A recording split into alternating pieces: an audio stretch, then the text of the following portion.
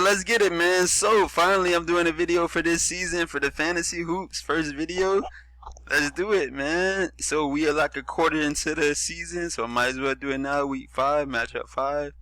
So we in Sunday, the best day of the week for fantasy, right? The most interesting day of the week for fantasy, right? Sunday.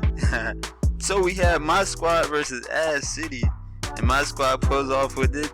W. Okay, looks like we gonna remain in, that first seeded place currently, and yeah, categories we close in, maybe rebound slightly. I don't think I'm gonna catch any rebounds, but let's move on to Cuttlefish versus McTaggart's Goons. McTaggart's Goons gonna take the L slightly, 46 maybe. But let's see what category. Ooh, they close in 3-point percentage, super close. 3-pointers made, super close. Still slightly close. Blocks, super close. Even turnovers, they're close. So let's peek into the game a little bit. They still got a few players left. Still playing, still hasn't played yet. So it's gonna be interesting to see how that shake out.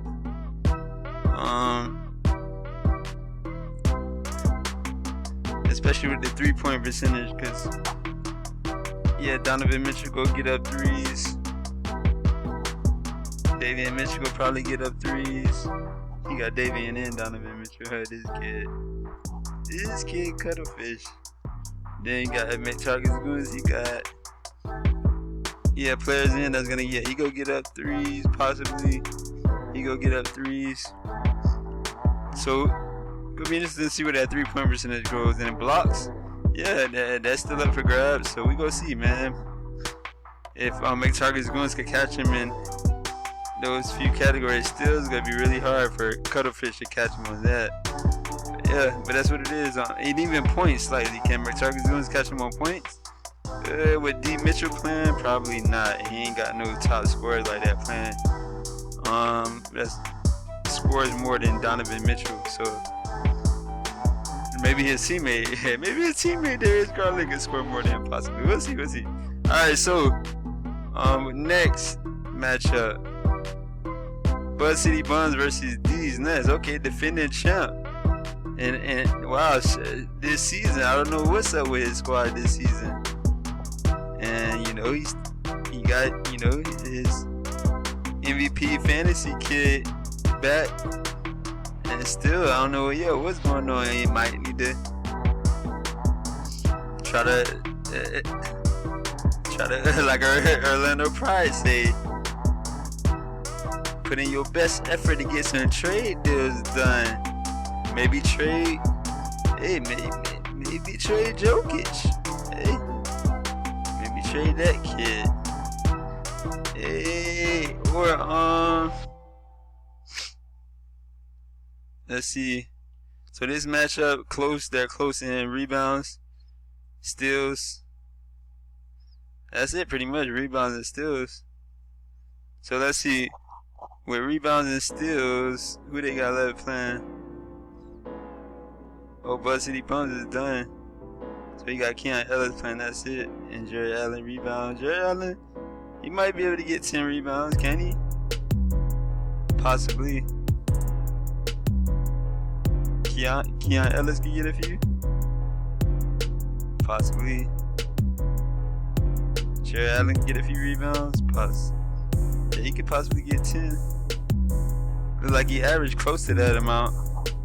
So we see maybe these nuts can come out into that category, but steals can't. But nah, he already got that category in a lot. So yeah, that's the only category, rebounds, that's up for grabs still. With a few hours left to play in the fantasy week, an hour or 2 or 3. Then we got Orlando Pride versus Me Too Movement, tied up matchup. What are they close in? They're close in 3-pointers made slightly. Oh no, they're close in rebounds. Blocks slightly. 3-pointers made slightly. But let's see the rebound. Can Me Too Movement come back in rebounds? Let's see. That's Orlando Pride squad. PJ Watson. Oh, he got Trey Lyles playing. Maybe Trey Lyles can get the rebounds for him. And maybe this Grady kid can get some boards for him. And oh yeah, Kyrie still got like a fourth quarter left to play, so maybe Kyrie get some boards. I mean, two movement should be able to come back on the boards game. Unless PJ Watson go off with more. He already got 7, go off with more boards. So, blocks. Yeah, there's no way Orlando Pride coming back in blocks. So that, yeah, it's only that category. And points, yeah, points look like that's a wrap. That's 30-point game. Yeah, only like got a 30-point advantage with people who love playing now. So that category, yeah, only one category, just like the D's Nuts Buzz City Bums game. So let's look at Ass Nation versus 420 pool handlers. So Ass Nation looks like he's gonna get the win. They're close in steals, slightly 3-pointers made, and slightly field goal percentage. But mainly steals, maybe slightly rebounds. But let's check it out. Who they got left playing? Joel Embiid, he ain't playing. Embiid was out further with swelling. His left hand has been ruled out through Sunday's game against sees further evaluation at some point next week. Tony Jones with the Athletic reports. Alright, so that's interesting. Yeah. He back out again for another thing. Jordan Poole, he went out recently. He was out for it.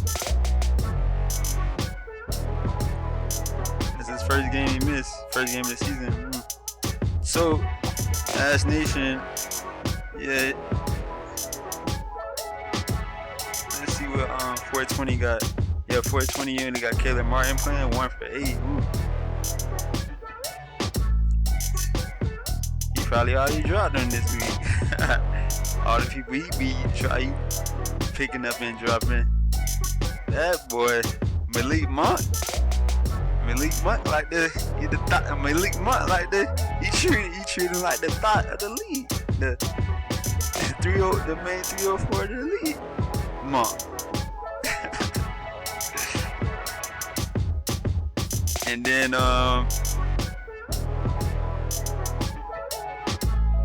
yeah, cause 420 point handlers come back. I'm looking at it like I don't think so. He's depending on Caleb Martin to go off in the fourth quarter to come back in these categories. He's depending on Caleb Martin to go off in the fourth quarter for steals.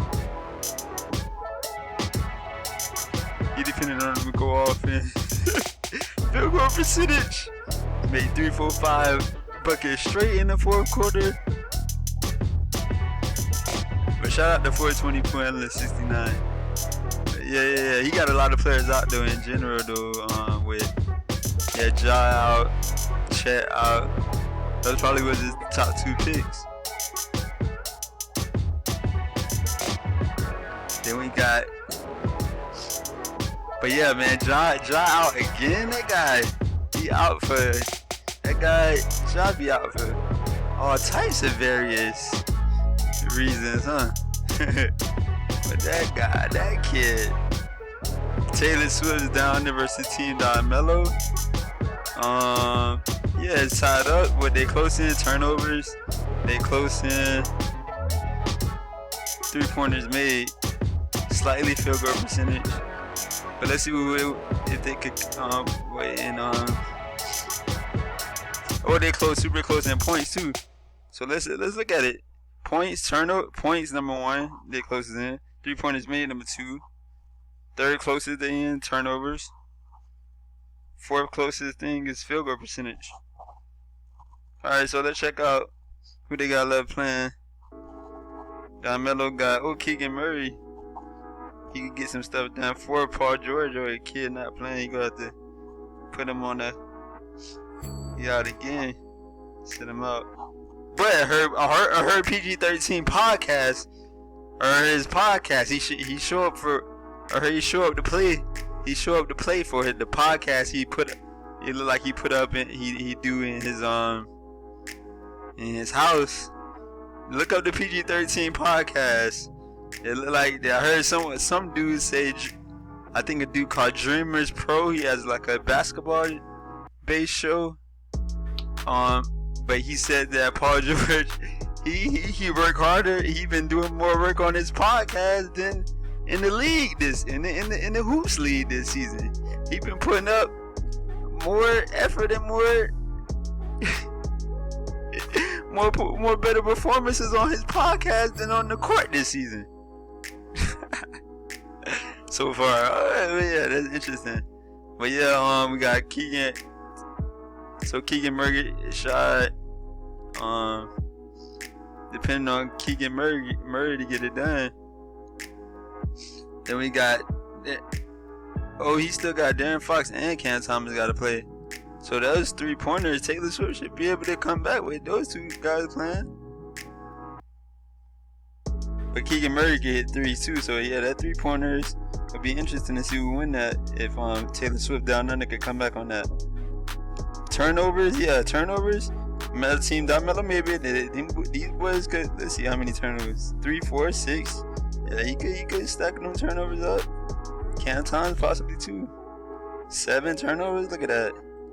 Yeah, Team Melo could come back in turnovers. I mean, Team Melo would have to get Team Melo like he got turnovers 1 because they go turn the ball over enough. And field goal percentage, I think that's too far away and to come back on that unless they really off, really cold. And let's go to the game of the week. Game of the week. Team Alexander versus Fantasy Savage. They're close in rebounds. And that's about it. That's the only category, yeah. 2 still slightly. But let's see, if Fantasy Savage come back in steals, can Team Alexander come back in rebounds? Let's check. Team Alexander got any rebounders still playing? Ooh, Dennis Schroeder, maybe he could get a few boards up in that. What's the most boards he got recently? 5. So he could possibly get 5 boards in these streets. And that'd be enough to come back. Who he got playing? Oh, he got Evan Mobley. Yeah, he not winning no boards. Yeah. So Fantasy Savage got the boards on lock. Team Alexander not coming back on that. Then we got James Harden. That game's over. They're about 20. Rebounds. Now steals. Can Team Fantasy Savage come back in that? Let's see who we got. Nah, Evan Mobley is not gonna get steals like that. Has he ever gotten 3 steals? Nah, he barely get 1 steal. So yeah, that's what it is, man. It looks like this game is gonna remain 6-4. And Team Alexander is gonna get that W. So let's do a preview for next week. Real quick. Scoreboard.